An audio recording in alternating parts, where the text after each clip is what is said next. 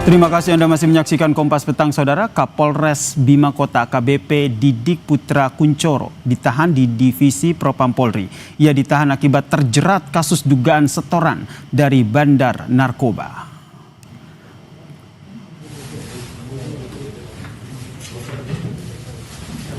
Kabid Humas Polda NTB Kombes Muhammad Khalid membenarkan bahwa Kapolres Bima Kota AKBP Didik Putra telah ditahan oleh Propam Mabes Polri untuk proses pemeriksaan. Sebelumnya, Saudara, Polda Nusa Tenggara Barat resmi menonaktifkan AKBP Didik Putra Kuncoro dari jabatan Kapolres Bima Kota terkait dugaan keterlibatan dalam kasus narkoba yang menjerat anak buahnya. Kuasa hukum mantan Kasat Reskrim Bima Kota menyatakan tersangka kasus narkoba menuding tindak pidana narkoba yang ia lakukan atas perintah atasannya, yaitu Kapolres Bima Kota AKBP Didik Putra Kuncoro.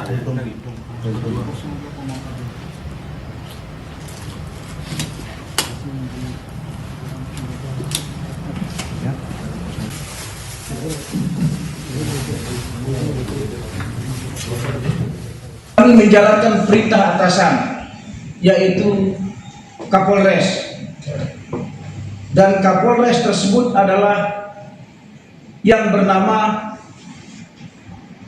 Ajun Komisaris Besar Polisi Didik Putra Kuncoro SIK MSI. Kami, yaitu Maulangi, menjalankan perintah atasan murni karena dia ditekan, karena dia diperintah melakukan tindak pidana tersebut. Dan konon barang yang ada atau yang ditemukan di dalam ruangan rumah dinas dari Kasat Narkoba tersebut adalah merupakan titipan. Kabid Humas Polda NTB, Kombes Muhammad Khalid juga bilang dari keterangan mantan Kasat Reserse Narkoba Bima Kota, Malaungi, yang bersangkutan mengaku rencananya akan mengedarkan narkoba tersebut di daerah Sumbawa.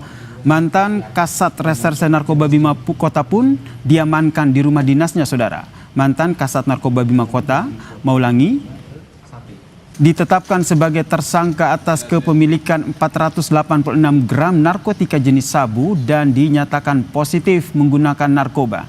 Yang bersangkutan, Saudara, telah dipecat dengan cara tidak hormat dan ditahan di rutan Mapolda NTB. Ditaruh di dalam atau di luar? Di atas jok. Di atas jok. Melakukan interogasi kepada yang bersangkutan, dan yang bersangkutan mengakui bahwa terdapat barang bukti yang diduga narkotika jenis sabu dengan berat neto 488 gram yang berada di bawah pengusahaan yang bersangkutan, Kasat Narkoba tersebut. Saat diamankan di rumah dinas yang bersangkutan di Polres Bima Kota Asrama. Saudara, mantan Kapolres Bima Kota dan ex-Kasat Reserse Narkoba Polres Bima Kota dicopot dari jabatannya karena diduga terlibat dalam peredaran narkoba. Mantan Kapolres Bima, AKBP Didik Putra Kuncoro, ditahan di Divisi Propam Polri, sementara ex-Kasat Reserse Narkoba Bima Kota ditetapkan sebagai tersangka dan diberhentikan dengan tidak hormat karena juga positif mengonsumsi narkoba. Selengkapnya terkait dengan kasus ini kita perbincangkan dengan Komisioner Kompolnas Khairul Anam yang telah bergabung bersama kami di Kompas Petang. Selamat petang, Mas Khairul. Selamat petang, Pak kabar? Baik, ini tapi nampaknya kurang baik nih kabar dari Bima Kota nih, karena Kapolres kemudian mantan Kasat Reskrimnya ini terjerat narkoba. Informasi yang didapatkan dari Kompolnas ini seperti apa sebenarnya? Kalau kita lihat kan secara garis besar anak buahnya kena, kemudian berkicau, Kasat Reskrimnya kena, Kasat Resersenya kena, kemudian Kapolresnya juga kena nih. Iya, artinya memang kita punya PR besar soal narkoba ini, ya, khususnya di kepolisian sebagai penegak hukum. Oleh karenanya memang kami mengapresiasi tindakan Mabes Polri, Propam, untuk juga memeriksa Kapolresnya. Bahkan juga mengapresiasi sudah mencopot Kapolresnya, Pak Kapolda, diganti PLH.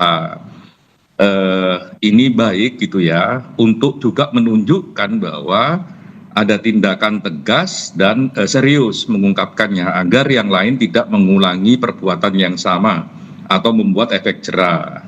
Nah, cuman memang dalam konteks yang lain kami minta supaya pihak Polda untuk menunjuk PLH harus hati-hati. Kenapa rekam demikian? jejak dan sebagainya. Ya, harus hati-hati dengan rekam jejaknya karena ini kasus narkoba. Kalau ada rekam jejak yang terkait narkoba ya jangan ditunjuk sebagai PLH. Kalau sudah menunjuk sebagai PLH, karena ini masih PLH ya, otoritasnya ada di Polda, segera dievaluasi dan segera diganti kalau memang ada rekam jejak narkoba tersebut. Sebentar, saya kita ingin tidak- konfirmasi dulu, mohon maaf Mas Khairul, saya tahan. Itu berarti dari Kompolnas sendiri ada dugaan ataupun punya track record begitu PLH yang menggantikan Kapolres Bima Kota saat ini juga harus di cross check begitu, apakah pernah menggunakan narkoba atau tidak? Iya, kami punya informasi tapi masih kita telusurin, ya kan, agar ini menjadi catatan untuk semua pihak. Kalau sudah menggunakan narkoba dan sebagainya, ya dia punya rekam jejak itu. Oleh karenanya ya hati-hati untuk menunjuk sebagai Kapolres, khususnya yang ada sangkut pautnya dengan peristiwa narkoba. Karena narkoba ini kan bukan hanya soal dagang biasa, tapi punya jejaring dan sebagainya. Ya, saya yakin kalau ini levelnya Polres, jejaringnya juga minimal level perkotaan.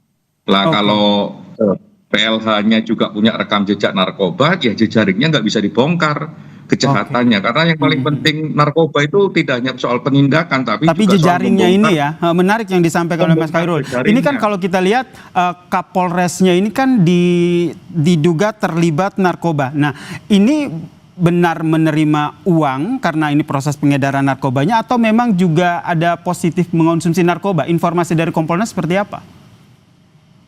Kami tidak mau mendahului rekan-rekan dari Paminal Propam Mabes Polri, cuman dalam rekam jejak pemeriksaan biasanya mereka detail.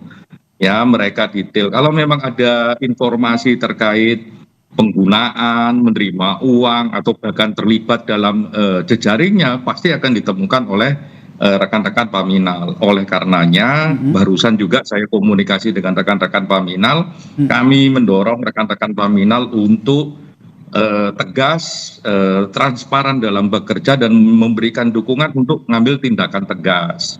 Berarti dan ini langkahnya mohon maaf saya potong. Iya, berarti ini secara tidak langsung Mas Khairul itu ada dua kemungkinan ya, terjerat karena memang ikut dalam pengedaran narkoba karena tadi informasi yang disampaikan oleh kuasa hukum ex Kasat Reskrim Narkoba ini, atau ikut terlibat dalam menggunakan narkoba ya. Yang paling detailnya saya harus menunggu Propam ya, biar teman-teman Propam khususnya Paminal bisa mengumumkan. Tapi yang pasti narkoba ini kan kerjanya berjejaring, ya nggak mungkin dia nggak berjejaring. Oleh karenanya jejaring ini harus ditelusurin, tidak hanya soal apakah Kapolres terlibat atau tidak terlibat. Yang juga penting adalah mereka sendiri, para pengedar narkoba juga harus dibongkar sehingga kasus yang sama tidak akan terjadi kepada siapapun. Oke, ini berbicara soal jejaring ini yang seperti Anda sampaikan, kita kan dulu pernah ingat dengan kasus Teddy Minahasa begitu. Ini menurut Anda jejaringnya ini hanya berhenti di Kapolres saja atau mungkin bisa meluas sampai ke yang lain? Saya kira kami tidak mau berandai-andai ya, biar teman-teman BNN yang juga bisa menjelaskan itu. Tapi saya kira dengan tindakan tegas kepada siapapun, ya termasuk kepada kepolisian yang menangani kasus narkoba itu juga penting, menunjukkan komitmen kita bersama memberantas narkoba. Dan kami selalu berkomunikasi dengan rekan-rekan kepolisian, baik Pak Kapolri maupun Pak Kadif Propam, untuk mengambil sikap tegas untuk ini. Dan ini dilaksanakan. Kan tidak ada misalnya dalam konteks sejarah kepolisian misalnya ya, bintang 2 terlibat narkoba langsung ditindak tegas sampai level Kapolres. Bahkan ada yang dituntut hukuman mati ya kan, karena memang dibongkar perilakunya dan sebagainya sampai ditemukan berbagai kejahatannya, dituntut pidana sampai tuntutan hukuman mati loh.